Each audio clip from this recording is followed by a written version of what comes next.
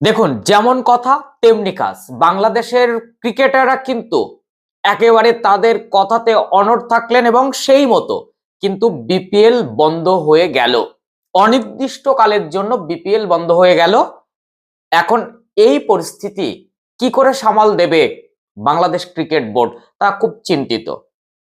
এমন একটা পরিস্থিতি তৈরি হয়েছে, বাংলাদেশের ক্রিকেটের যে পদস্খলন তা কিন্তু একদম স্পষ্ট, গৃহযুদ্ধ স্পষ্ট। এই পরিস্থিতিতে Bangladesh cricket welfare association cope তাদের যে দাবি, সেই দাবি না মানলে বাংলাদেশ সমস্ত ক্রিকেট থেকে বাংলাদেশি ক্রিকেটাররা তারা মাঠেই নামবে না। তারা বয়কট করেছে, যেমন ভাবে বিপিএল তেমনি ভাবে আগামী দিনের যত খেলা আছে তা বয়কট করবে। এমনকি যদি বিপিএল বন্ধ হয়ে থাকে তাহলে বাংলাদেশ ক্রিকেট বোর্ডকে তারা শর্ত দিয়েছে যে কোনো রকম ভাবে তাদের টাকা আটকালে চলবে না, ক্ষতিপূরণ কিন্তু দিতে হবে। এই কোয়াবের মূলত 5টা দাবি। কি কি দাবি, সেই দাবিগুলো একটু শুনুন। অ্যাকচুয়ালি বিসিবি পরিচালক ওই যে নাজমুল ইসলাম, তার অদক্ষতা, তার কথাবার্তা, ভারত বিদ্বেষী মানসিকতা, এটা মেনে নিতে পারেনি ক্রিকেটাররা। মূলত তামিমের ওপরে যে ভাবনা তিনি প্রয়োগ করেছেন, তাকে ভারতের দালাল বলেছেন, মানতে পারেননি, তাই তার পদত্যাগ নাম্বার 1। সেকেন্ড কি দাবি ছিল? প্রথম বিভাগ ক্রিকেটের চলমান সংকট। বাংলাদেশের উঠতি ক্রিকেটাররা, ভারতে যেমন ক্রিকেটার তৈরির মেশিন রয়েছে, একদম তৃণমূল স্তর থেকে তুলে নিয়ে আসা হয়, বাংলাদেশে সেটা হয় না। ফলে বাংলাদেশের প্লেয়াররা কিন্তু তারা তো রাজনীতির শিকার, বুঝতেই পারছে যে রাজনীতি একেবারে অলিন্দে ঢুকে গিয়ে বাংলাদেশ ক্রিকেটকে তছনছ করছে একদম তৃণমূল স্তর থেকে। তাই তাদের দাবি, দ্বিতীয় দাবি যেটা, সেটা হচ্ছে প্রথম বিভাগ ক্রিকেটের চলমান যে সংকট তা নিরসন ঘটাতে হবে। 3 নম্বর তাদের যে দাবি, নারী ক্রিকেটারদের ওপর যে যৌন হয়রানি একটা অভিযোগ উঠেছে তা নিরসন করতে হবে। শুধু নিরসন করলে হবে না, তার ক্লারিফিকেশনটাও দিতে হবে। নারী ক্রিকেটের সুযোগ সুবিধা বৃদ্ধি করতে হবে। দারুণ দারুণ, বাংলাদেশ ক্রিকেট জেগে উঠবে। যেভাবে আজ এই পন্থাটা দেখিয়ে দিয়ে গেল, ভয় না পেয়ে চোখে চোখ রেখে cope, Bangladesh cricket welfare association, তারা কিন্তু জানিয়ে দিয়ে গেল, তারা বুঝিয়ে দিয়ে গেল যে তারা কিন্তু থেমে থাকার নয়। তাদের আরেকটা দাবি কি? বিপিএল থেকে অঘোষিত নিষেধাজ্ঞা দেওয়া 9 ক্রিকেটারকে বাদ দেওয়ার কারণ ব্যাখ্যা করতে হবে। এখন এই পরিস্থিতিতে আজকে যখন স্ক্রিনের দিকে লক্ষ্য রাখুন, আমি একটা জিনিস দেখাচ্ছি, এইটা যখন ভেসে উঠছে তখন বাংলাদেশ ক্রিকেটের যে দৈন দশা তা কিন্তু বিশ্বের কাছে স্পষ্ট। স্ক্রিনে দিকে লক্ষ্য রাখুন, সেখানে স্ক্রিনে কি থাকছে? বাংলাদেশ ক্রিকেট বোর্ড দুঃখের সঙ্গে জানাচ্ছে যে আজকের চট্টগ্রাম রয়্যালস এবং নোয়াখালী এক্সপ্রেস দলের মধ্যেকার ম্যাচটি অনিবার্য কারণবশত বিলম্বিত হয়েছে। এর পরেক্ষণে দেখা যায় যে আজকের মতো স্থগিত করে দেওয়া হলো, এবং 2টো ম্যাচ ছিল আজকে, দুটোই স্থগিত করে দেওয়া হয়েছে। জায়ান্ট স্ক্রিনে যে জিনিসটা দেখা গেল একেবারে ভালো সংকেত নয়, একেবারে ভালো সংকেত নয়। মিরাজ কি বলেছে? মিরাজ কিন্তু দারুণ একটা কথা বলেছে। প্রত্যেকটা মানুষের জানা উচিত যে আমরা কিন্তু সরকারকে ট্যাক্স দেই এবং আমরা যে টাকা পাই সেটা সরকার দেয়, সেটা স্পন্সর এবং আইসিসি থেকে আসে। দেখুন, ভারতে ক্রিকেট খেলতে আসবেন না বিশ্বকাপ, তাই তো? যারা বলছেন তারা নিজেরা জানেন যে আইসিসি থেকে যে ভাগ বাটোয়ারা করা টাকা, যে টাকা বাংলাদেশের প্রাপ্য, সেটা বাংলাদেশ পেয়ে গেছে, সে টাকা খরচও হয়ে গেছে, পকেটে চলে গেছে হয়তো। কারণ বাংলাদেশের প্রাথমিক লেভেলের যে ম্যাচগুলো হয় তার মাঠ পরিকাঠামো একদম কিচ্ছু নেই, শুধু আছে ওদের সভাপতি আর সেক্রেটারি, পদ আছে অনেক কিন্তু কাজ নেই। সেই টাকাগুলো গেল কোথায়? ওয়েলফেয়ার অ্যাসোসিয়েশন কিন্তু সেটা বুঝতে পারছে, তাই তাদের কিন্তু একদম স্পষ্ট বার্তা, এই যে 5টা দাবি, এই দাবি না মানলে কোন রকম ভাবে তারা এখান থেকে কোন রকম পিছপা হচ্ছে না। এই জায়গা থেকে আপনার কি অভিমত মনে হচ্ছে? কি হতে পারে এই জায়গা থেকে? আপনি কিভাবে দেখছেন বাংলাদেশ ক্রিকেটের উদ্ধারের জায়গাটা কি? ক্ষতিপূরণ কি দিতে পারবে? বিপিএল কি শুরু হবে? না অনির্দিষ্টকালের জন্য বন্ধ হয়ে গেছে এই বিপিএল। বাংলাদেশ ক্রিকেট বোর্ডের পরিচালক এম নাজমুল ইসলামকে ঘিরে যে তর্ক বিতর্ক, সেটা কিন্তু সেখান থেকে শুরুটা হয়নি, শুরুটা হয়েছে মূলত আইপিএল কে কেন্দ্র করে। আচ্ছা, আপনাকে একটা কথা বলি, বাংলাদেশ নিরাপত্তার ইস্যু দেখাচ্ছে। আচ্ছা, এখন ভারত কাদের সঙ্গে খেলছে?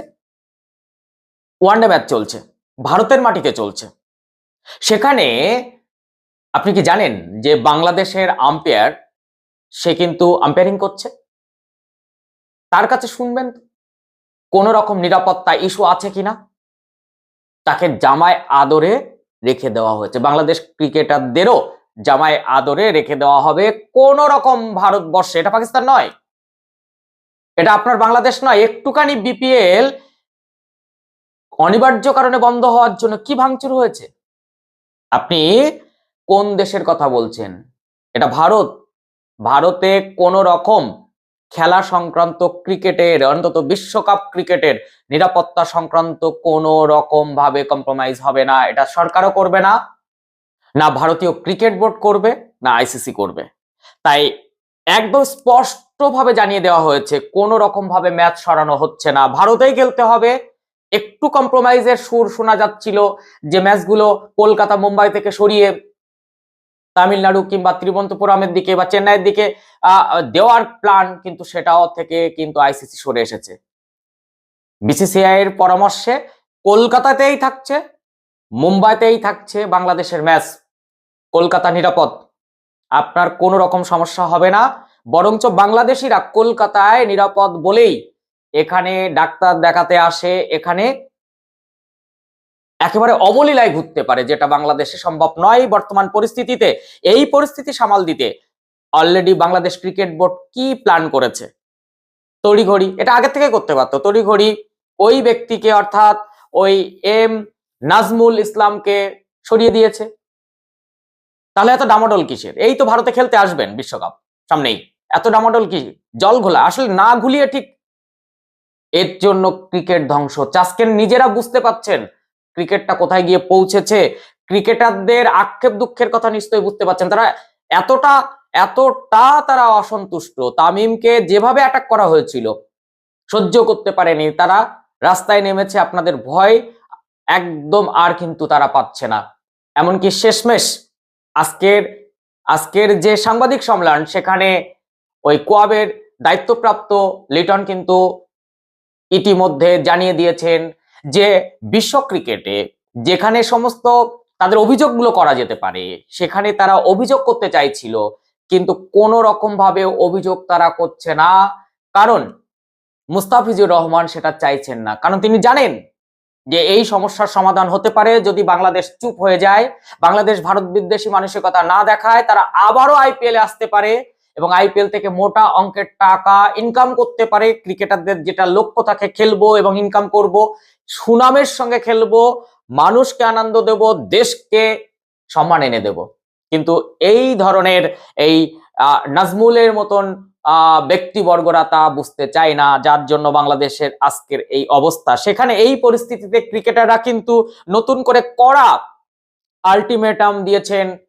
5 দাবি না মানলে তারা ক্রিকেটে ফিরবে না, মাঠ শূন্য থাকবে, গ্যালারি শূন্য হয়ে যাবে, বাংলাদেশ ক্রিকেট কিন্তু ধ্বংস হয়ে যাবে।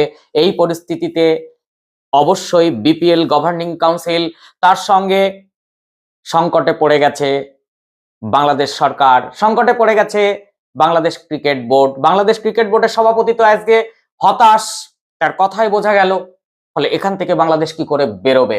তাই অবশ্যই তাদের রাস্তা সবকিছু ঝেড়ে ফেলে দায়িত্ব তাদের হাতে তুলে দেওয়া হোক, যেমন তামিমকে দেওয়া হচ্ছিল। ওদের উপদেষ্টা সেখানে তামিমকে বিরোধিতা করে, সেই সময় ক্রিকেটের ধ্বংসযজ্ঞ যে তিনি রচনা করতে চাইতেন সেটা আমরা তখন বুঝতে পেরেছিলাম, যেটা বাংলাদেশের এখন অলিতে গলিতে যারা ক্রিকেট প্রেমী প্রত্যেকেই বুঝতে পারছে। অন্ধ কিছু ভক্ত যারা বাংলাদেশকে ভারত বিদ্বেষী করে রাখতে চায় তাদের বাদে, এবং যারা যেসব কন্টেন্ট ক্রিয়েটাররা ভিডিও করছিলেন তারা এখন উল্টে গেছেন, সত্যিই বুঝতে পাচ্ছেন বাংলাদেশ এই ক্রিকেটারদেরকে ভুল বোঝাচ্ছিল, দেশকে ভুল বোঝাচ্ছিল, আইসিসি কে মিথ্যাচার করেছে। আইসিসি তো একদম code and code Bangladesh cricket বোর্ডকে মিথ্যাবাদী বলে সম্বোধন করেছে।